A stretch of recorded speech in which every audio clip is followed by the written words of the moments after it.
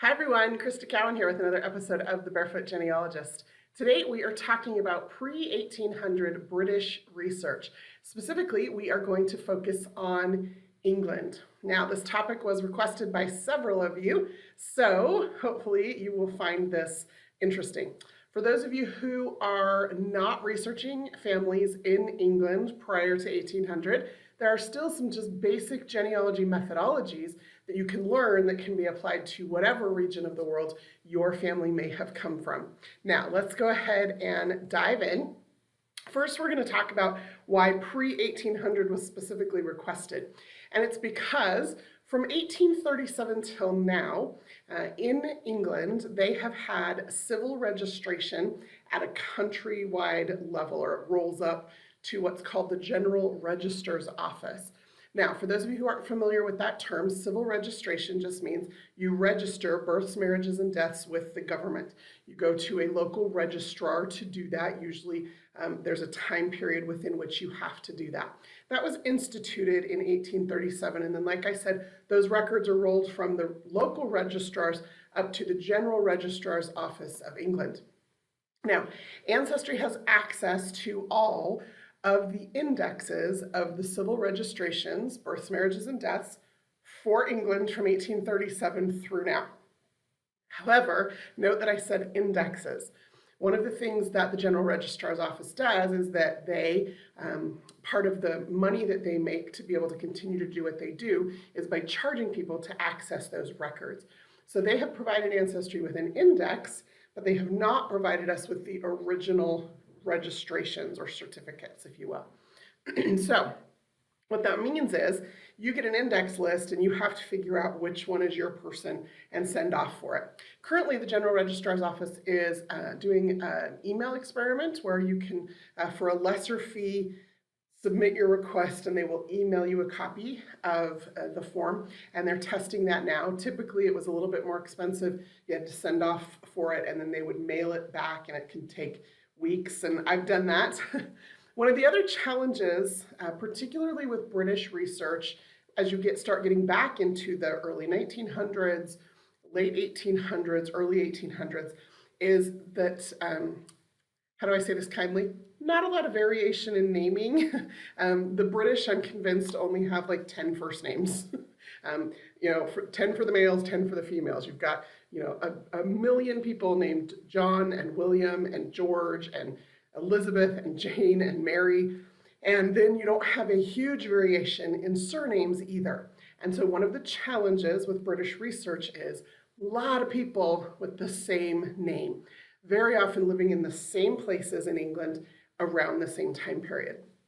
So when all you have access to is an index, it gets a little tricky trying to figure out who your person is.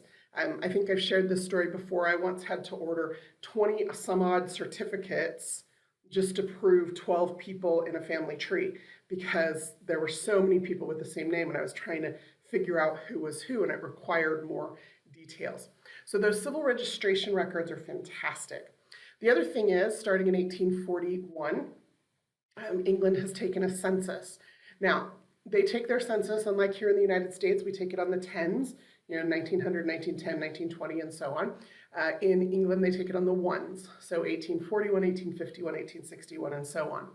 The other difference between US and British census research is that the British have a 100-year privacy law on their census. So the most recently available publicly available census is 1911. So unlike here in the United States, it's 72 years. So we have the 1940 census available. 1911 census is the most recently available census in England. And then of course there are electoral registers, which if you've spent any time with those, you know what a boon those are to your research. So there's lots of really great records available if you're researching somebody who lived from 1837 to now in England. And while there are some difficulties or some challenges because of the limited pool of names that are often used, it's still super possible and fairly simple to do research. But the question that I got asked was, how do I do research before civil registration? Where do I go? What records do I look at? Because it's really easy when you have a countrywide census or a countrywide civil registration database to look at, but what if, what happens once we get outside of the range of that? So that's what we're going to cover next. Before we dive into the specifics of the records that are available to help with that research, I'm going to repeat something that I've said before, and I think this is really important. And I don't say this to freak out new people or overwhelm you. Not everybody has to be a professional genealogist to do this research, though there are certainly people with brilliant skills in British research that even I call on for advice and assistance and some coaching when I'm doing research in Great Britain. But you have to kind of change your mindset. One of the things that's really easy to do, especially if Ancestry is your introduction to family history, is to just be a searcher. You've got those blank search forms, you've got hints, you've got, you can click search from your tree, you can enter information into a search field and up pops records. And that's fantastic. Ancestry has 20 billion historical records, and it's wonderful and lovely that we can mine all of those records at 2 a.m. in our pajamas. But we have to maybe step into the mindset of a researcher. And the differences between a searcher and a researcher just basically are searchers just drop stuff into a search engine and see what happens and see what happens and see what happens. Researchers are a little bit more intentional, and they don't just research the target, they research all of the tangential information that will help them make sure they've got the right target that they're aiming for, or to help them know when they've hit the target. So I'm going to give you 2 pieces of advice about being a researcher that are going to help tremendously with this pre-1800 research in England. The first one is location, location, location. Become very familiar with the area where your ancestors lived. So if you've been tracing them back through the records in England already, and now you're getting prior to that civil registration date, that should be easier because you already know where in England they're from. You can start looking into maps to understand border changes and when towns were created and when parishes were created and what boundaries of the counties were at the time. You can dig a little bit into the history of the place and who the families were, what the surnames were that were prevalent in that particular area. Super easy to do. Lots of resources available. A simple Google search or whatever search engine you use will yield you all sorts of information that you can dig into about a specific location. And I strongly encourage you to do that. Maybe, like if I was doing research in Bexley, I did a search for Bexley earlier today. Bexley's in Kent. There's this big argument about whether it is part of Kent or part of London because of some recent boundary things and the way that the area is growing. But historically, it was, just this tiny little area. It was removed from the city. It's, lots of details about the kind of agriculture there and the kind of occupations that were prevalent there and what the terrain was like. And, that matters. Like, is there a river? Are there mountains? Is there something that's going to prevent people from getting places? Are there roads that lead in or out or to specific locations? Those are all the kinds of things that I like to know about a specific location before I ever plug anything into a search engine. And the reason is when I have that context, it enables me to know or to have greater assurance when I start putting families together that I've got the right people in the right place at the right time. That I'm not grabbing somebody with the same name who lives on the total other side of the country, or that I'm not jumping to the conclusion that this really is my person when there's 7 other families with the same names living in that same area. It helps me understand more about what to look for as far as occupations and religions and different lifestyles that will help me tease apart some of those families and keep them straight in my mind. So learn a little bit about the location. And I can promise you, the more that you learn about the location, the more successful you're going to be. A lot of you know Juliana Zooks and Lou Zooks. They've both worked here at Ancestry for years. And one of the things that Lou taught Julie, that Julie has since passed on to me, is that we should spend at least as much time researching the place where our ancestors were from as we do researching them, because that will help us make sure we found the right people. It'll help us understand the records better. It's just a really, really good piece of advice. Okay, so next up is the fan club. Now, some of you may have heard me use this term before. You may have heard others in the genealogy community use this term. It's a term that I believe was coined by Elizabeth Shown Mills. And she, if you haven't read any of her work or attended any of her lectures, you are missing out. I highly recommend that you maybe do a Google search for her or look into some of her work. She's a brilliant educator. And fan club stands for family and friends, associates, neighbors. And so basically what it is once you start researching your family, you really want to pay attention to the entire family.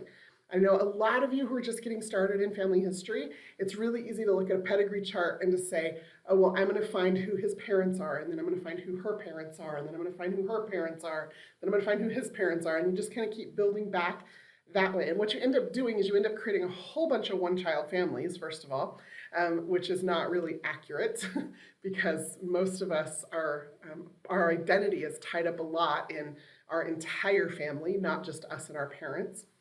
The other thing is that, again, when you're dealing with communities where there are common names that are repeated over and over and over again, family structure is critical to understanding that you have the right family or the right person, that you're identifying the right parents.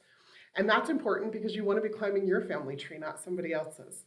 And so the idea is, if you're looking for a William Smith and you know that your William Smith is the third son and the fifth child in a family of 8 children, that's a lot different than the William Smith who lives down the road in the same little village at the same time, who's the same age, but is the youngest of 4 and is the only boy. Those family structures are different. It also means you look at the associates, right? What does this family do for a living? Are they weavers? Are they blacksmiths? Are they farmers? What is the associations that they have? What religion are they? How do they associate with their religious community? In England, most of the people or most of the families that you research are going to be Church of England. That's the state church. But there will be some what are called nonconformist. As a matter of fact, that's what the records are called, is nonconformist records. People who were Quaker or Jewish or Baptist or Protestant of some sort. So you've got a lot of different options there with the associates to look at. Who are the neighbors? If I'm tracing families, I want to look at who they're living around, who they're working with, who they're, it's going to help me identify the right people in the right place at the right time. It's going to make sure I'm climbing my family tree, not somebody else's. So that's a really good habit, that whole fan club concept. It's a really good habit to get into before you start diving into records that are more difficult or research that is more difficult further back in time. If you get into that habit with research that you're doing in the United States in 1880, it's going to be a lot easier when you cross the pond and are now doing research in 1710 in some small village in Lincolnshire. Okay, so that's kind of the idea around the difference between a searcher and a researcher, and one of the things I want you to start thinking about, especially as you dive into some of these pre-1837 records. Now, I mentioned the Church of England. Church of England parish registers are the gold mine of English research prior to 1837. The reason they're such a gold mine is because in many cases, they date all the way back to the 1500s. And because a lot of families were not highly mobile, they tended to stay in the same area of the same county for generations. What happens is, in a single run of parish registers for a single parish, sometimes you get lucky and you can trace your family back generation after generation after generation. And so it's really delightful when you can find those particular records. Parish registers are a little bit different than civil registration. So civil registration is a registration of births, marriages, and deaths. So it's life events that are around those 3 things. Parish registers, or church records in general, typically revolve around christenings or baptisms. So it will usually be a date, well, it will always be a date after the birth, but sometimes it's not immediately after birth, and that's something you have to keep in mind. Sometimes a child is christened or baptized immediately after birth. Sometimes it doesn't happen until they're a year or two old. Sometimes it doesn't happen until they're older than that even. Sometimes families would bring their, all their children, that they'd had born over a 5-year period of time and have them all christened at the same time. Typically, it's going to be shortly after birth, but keep in mind that it won't always be. That's an important thing to remember. So instead of a birth, you're going to have a christening record. The christening records, depending on the parish and depending on how the records were kept, may also list the birth date. Sometimes they don't, so you have to be aware that that's going to happen. So you could have a child christened, in 1798. You can't assume, if that's not written, that the child was born in 1798. They could have been born in 1792 or 1795. Okay, so you have to keep in mind, christening date, unless there's an explicit birth date written, it's going to be a little tricky to figure things out. This is where it becomes really important to become familiar with the whole family. Does this family always christen their children immediately? Did something happen in the family? Maybe the mom died in childbirth or something else occurred, and so they didn't bring the child back to the church for a while to be christened. The other thing you need to be really aware of, particularly this is not unique to English families, but certainly is prevalent in all of the British research that I've done, which is sometimes a family will have a child and they'll christen that child, and then that child might die. And it is not uncommon at all for them to name the next child the very same thing. And so keep in mind, again, that just because you may have 2 or 3 or 4 children with the same name doesn't mean it's 4 different families. It could all be in the same family, and that could be an indication that the previous child died that had that name. So that's something certainly to keep in mind. So christening records are one thing that are included in parish registers. The next thing, okay, we've got births and christenings. Then in civil registration, we have marriages. In parish records, we have marriages. Marriage is typically performed in the church, so you're going to have that marriage recorded in the church records. Now, in some cases, there will also be marriage bans. And so marriage bans are where the couple, for weeks before the wedding, on Sunday, would declare their intention to be married. And the purpose of pronouncing or posting marriage bans was to give anybody in the community or anybody who heard about this an opportunity to object if there was any objection to be had why this couple couldn't be married. So it was a public announcement of the impending marriage. So you will have marriage bans, and then you will also have the actual marriage register in the parish. Okay. Now, the third life event in civil registration is death. In the church, we record burials. So yes, the death date is typically included, but not always. Okay, so again, like christening, just because a christening occurs doesn't mean the birth date is recorded.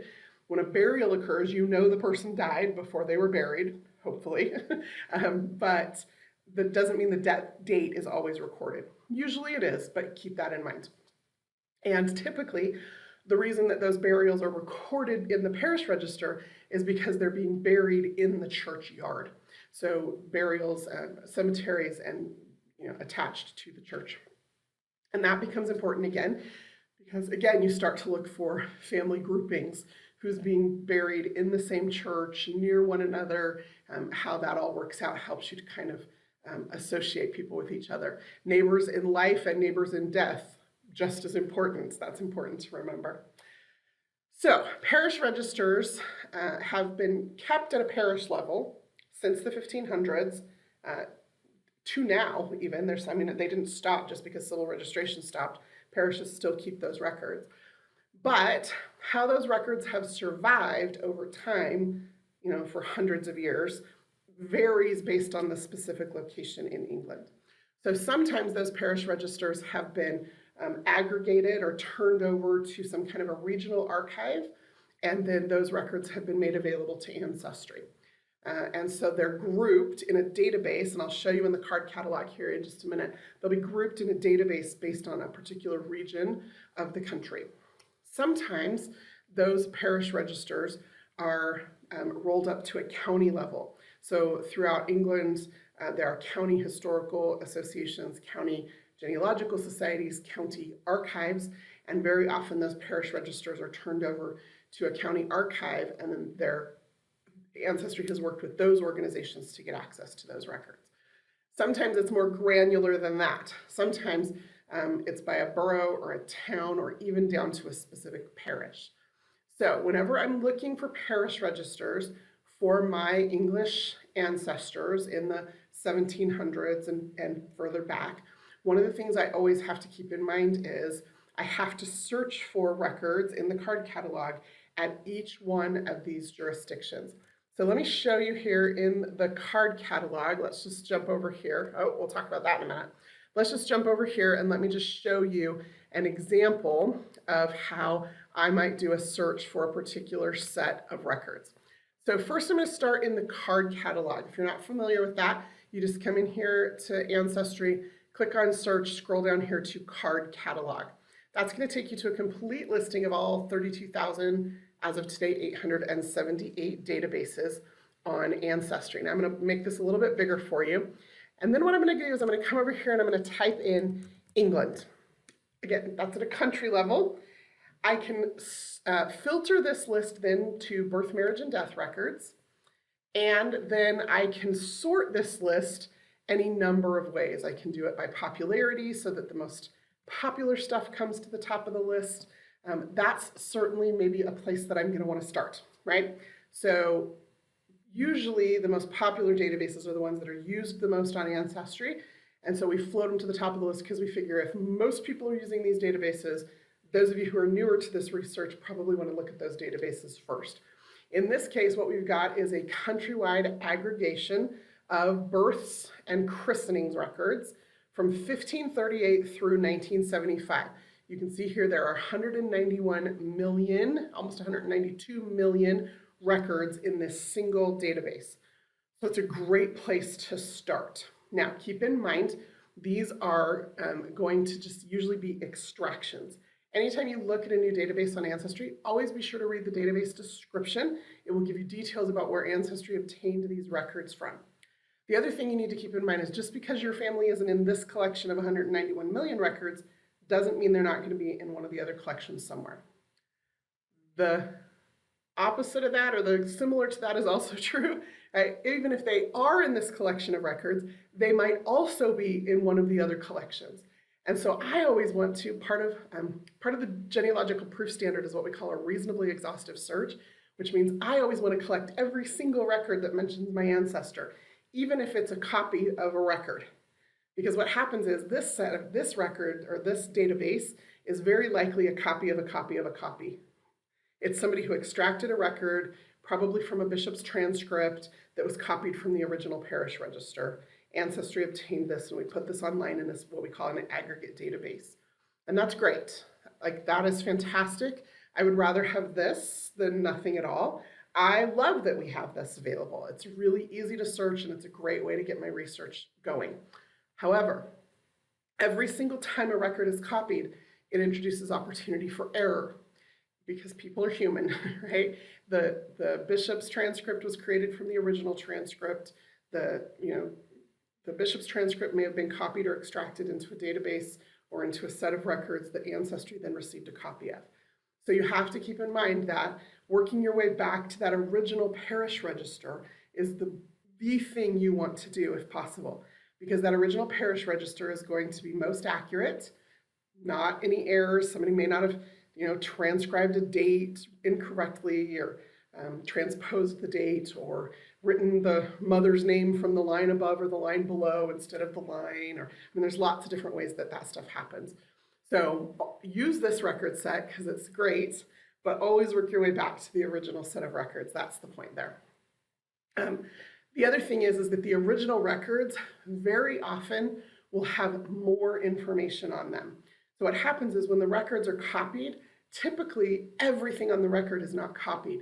They're just copying enough for their purposes or enough to be able to create a finding aid to the original records. So really get in the habit of thinking about, oh, I found my family in this database, but let me go see if there are other records more specifically for that location. So that's when I would then maybe come in here and drill down to a county level. And then you can start to see, well, here we have, the Kent, England, Tyler Index to Parish registers from 1538 to 1874. It's got 618,000 records in it. That's great. It's for a specific location, for a specific time period, and I can go look for my family in there. Or maybe you want to drill down even more specifically as you learn where your family was living into records like this. This is the Bexley, Kent, England, Church of England, births and baptisms for 1813 to 1925. And then you'll notice we have marriage registers that date back to 1754 and deaths and burials that date back to 1813. Different registers exist for different periods of time for different types of records. One of the things I want to point out is I mentioned most parish registers start in the 1500s, and that's true. But what happened was in the early 1800s, typically, they started keeping separate registers for baptisms and marriages and burials. And so we'll have separate databases for those separate registers. Prior to that, you'll notice this bottom database right here. Prior to that will pop up, just didn't want to go away. There we go. Prior to that, you'll notice that they were all kept in a single register. And so when you're looking at these original registers, what you're going to discover is that births and baptisms and marriages and burials will be all mixed up. And that's, you'll notice here for Bexley, 1558 through 1812. And then you'll notice at the top there, those baptism records start in 1813. So that's when this particular parish started keeping separate registers. So that is how I drill down based on where my family is from or where I'm doing research, countrywide, maybe regionally if there's some regional nuances there, by county, and then down to the specific borough or town or parish that I might be interested in, just to see what's available. And then I would go into each one of those databases and do searches. And the beauty of searching in a specific database like that Bexley database is I don't have to worry about locations. I don't have to put any locations in because the database is only for that location. So I could do a search in that database for everybody with the surname that I have and just see how many come up. That's the kind of search that I do often because I want to understand, is my family one of the only families with that surname in the parish? That would be awesome, right? Makes my research a lot easier. Or are there 40 families in this parish over the 200 years that I've got to figure out and sort out? So very often, one of the first searches I'll do when I'm in a location-specific, record-type specific database is just search for a surname that I'm researching and see what comes up on that particular list. Okay, I mentioned nonconformist records. So nonconformist records are anything that is not for the Church of England. And so it's important to understand as you can about your ancestors' religious affiliations. So I have an ancestor who actually went back and forth. He came to the Massachusetts Bay Colony in the early days in the 1600s, and he was a Puritan, and then he wasn't a Puritan, and so he got kicked out of the community, and there was some issues there. So he went back to England with his wife and children, and they had a couple more children there. He ended up joining himself to the Quaker faith, got put in prison for that because the Quakers were not the church state of England. And then when he got out of prison, he and his wife went to New Jersey, where he then set up some land and became kind of the owner of New Jersey, pretty much. He and George Fox had purchased a huge amount of land, or had received a grant of a huge amount of land. And so then as the Quakers were getting out of prison in England, George Fox was sending them to Richard Lippincott so that he could set them up and they could practice this new faith. And so I have spent some time in both the Quaker records that are in New Jersey and the Quaker records in England, trying to trace all of the pieces of this particular family in the 16 and 1700s. So those nonconformist records are going to show up a few different ways. So if I just come here, and I'm actually going to type in Wales just because I know it comes up right away when I do the search that way. What you're going to notice here is a couple of things. So here we have these England and Wales Quaker birth, marriage, and death registers from 1578 to 1837. Notice a lot of them, sometimes they stopped keeping records in 1837. And then you'll also notice this 2.5 million record collection for England and Wales, nonconformist and non-parochial registers from 1567 to 1970. So if your family members were of another faith or of maybe no faith, they still had to get married, and so they would seek sometimes other means to do that within the community, and so you'll have those marriages recorded in a different way. And so those are the registers that I use for that. Okay, then I did mention briefly just the concept of extracted records or copied records. Just keep in mind, always read the database description whenever you click through a database to search it, just so that you understand, am I going to get original parish registers that I can actually view and read for myself, or am I only getting an index or an extraction of a record? And if so, that's great. Use it as a finding aid to get yourself back to the original parish registers where possible. Now, there are a million other nuances to research in England. That's kind of a 101 level pre-1837 English research tutorial I just gave you. The standard of research that I use actually comes from this book. It's by Mark Herber, and it's called Ancestral Trails. And in association with the Society of Genealogists in England, he has created this complete guide to British genealogy and family history. He goes over a lot of nuances in detail. So if you are serious about diving into researching your family, if you're serious about making sure you're climbing your family tree and not someone else's, just because they have the same name and the same time and the same place, I would highly encourage that you go online and purchase a copy of this book. I got mine through Amazon. I'm sure you can buy it through whatever mechanism you use to purchase books. And I use this as a reference constantly when I am doing British research. So can't recommend it enough. Hugely great resource for British research. And he, like I said, goes over all the nuances, not just of parish registers, but of the other types of records that become available or that are available in different locations throughout England for different time periods throughout the history of the country. Well, that is all I have for you today. Hopefully that was useful. Hopefully it answered the question that those of you who suggested that topic had. If those of you watching have suggestions for other videos, I am putting together kind of a rough draft of the calendar for 2018. Just said that out loud, 2018. Please email me at ask@ancestry.com with your suggestions. Just be sure somewhere in the subject line to put something, my name or something about the Barefoot Genealogist or suggestions for videos so that I can spot them as they come in and am aware that that's what that is. And then I do have the calendar of events of topics for videos for the rest of November and all of December already posted on the Ancestry Facebook page. So be sure to jump over to the Ancestry Facebook page, click on the Events tab. It'll show you the complete list of events there. You can RSVP for the ones that you're interested in, and then when these videos are available on YouTube, you'll get notified if you have RSVP'd for that event. That's all I have for you today. Until next time, this is Crista Cowan. Have fun climbing your family tree.